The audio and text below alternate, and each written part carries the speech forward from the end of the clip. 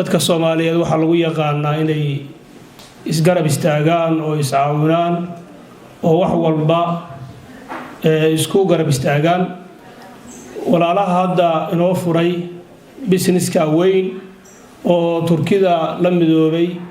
oo shirkadda quruxda badan oo maanta dhan ku wareegaynay oo aqalada quruxda badan iyo fadhiyada sida u sameysay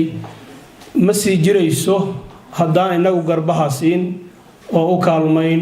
oo wax ka iibsan oo businesskoodii ku soo dhawaan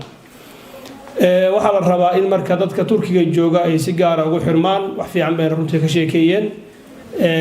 diskoon fiicanna waa jira dad kula luqada weeye dhisaynkina waa lagu hagaajinayaa wixii shayga ka khasaare maayo sida uu sheegay haday Cabdicaziis runtiina Cabdirashiid Guureeye iyo gudoomiyaha runta ganacsiga Daahir Ahmad Doore waa u mahad celinayaa waxay sameeyeen ganacsiyo waaweyn dadka ka sameeyeen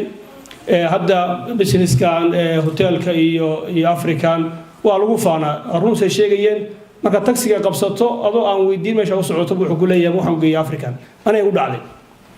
marka waxa weeye sharaf bay noo tahay oo meel aan ku shirno oo meel isugu nimaano dhammaan waa boorinaya qof kasto ganacsi kule Turkiga oo Soomaaliyeed ilaahay ha u barakeeyo baan leenahay waa boorinaya dhamaantood